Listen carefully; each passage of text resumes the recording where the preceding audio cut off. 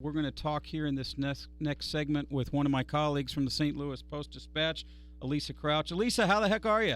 I'm good, Tony. How are you? I am doing great.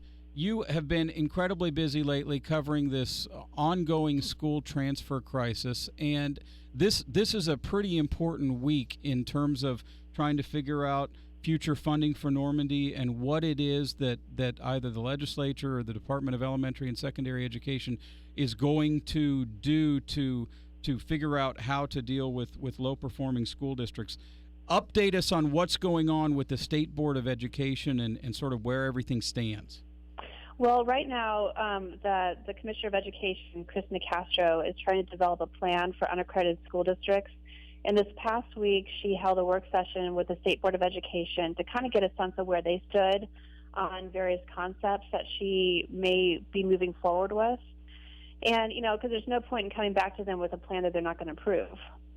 And so that's what they spent all of Monday doing, basically she was trying to get a sense from them what kind of ideas they liked, what things they felt comfortable with.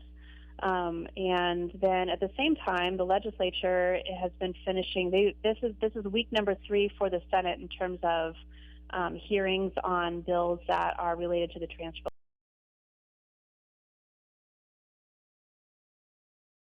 To me, based on talking to people and reading your stories and Jessica Bach's stories, that they're a little bit split. There's multiple proposals out there. There's the superintendent's proposal. There's the teachers union proposal that sort of tracks with the superintendents. There's the proposal by the charter group and some of the school reform folks. There's the C Trust consultants proposal.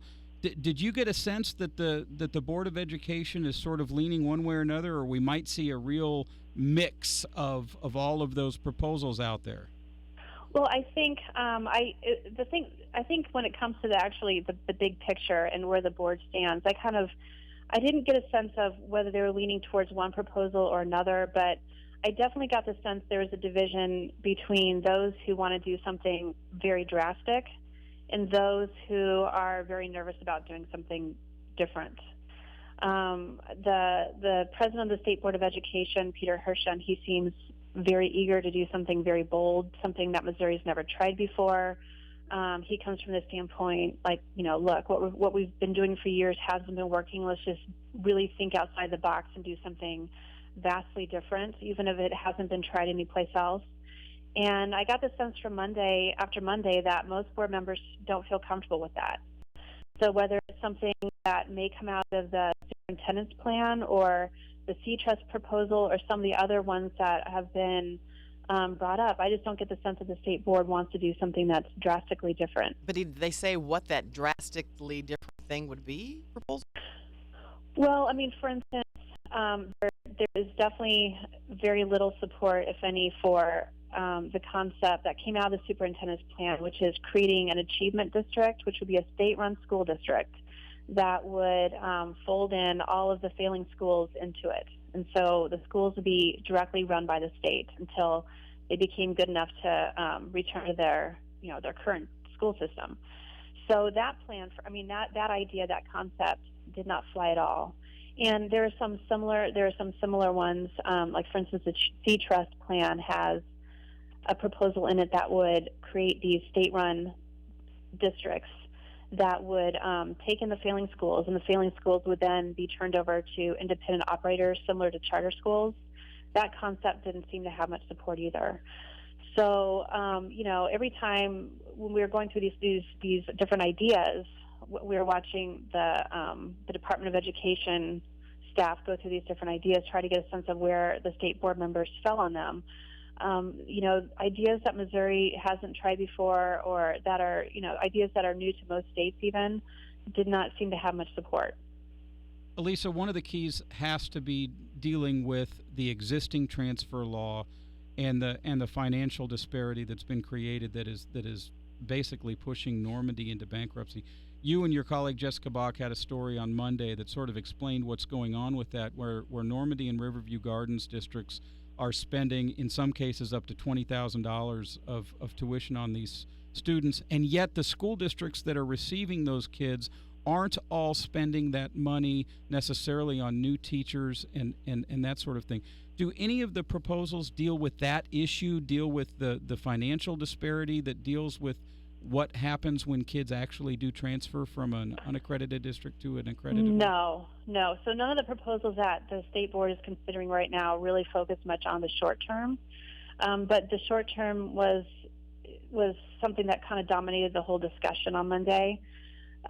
So, they're focusing on the long term, but not necessarily the transfer law itself. And that's something that the legislature is considering right now.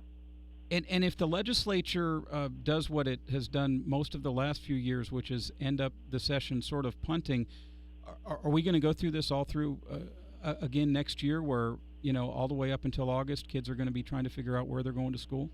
Well, that's the big question. The legislature hasn't had a good record in the past of dealing with this law, and so now this time around, it does seem to be the top priority or a top priority.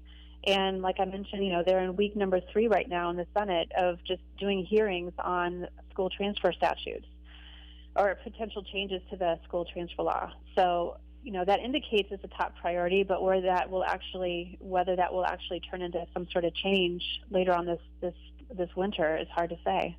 And meantime, is Normandy, they're fine for the rest of the school year? Are they going to be okay as far as financially?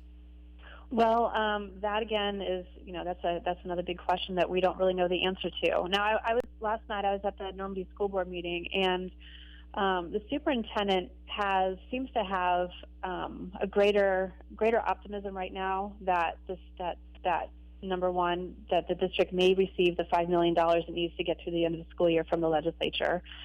He believes that the lobbyists that the district has hired are having an impact on that, and he also seems incredibly optimistic now that there could be some sort of change in the school transfer statute. Elisa, I got to cut you off. I'm sorry. Oh, okay. We've got to go to a break. Thanks very much for joining us. You're listening to the Big 550 KTRS. This is the Big 550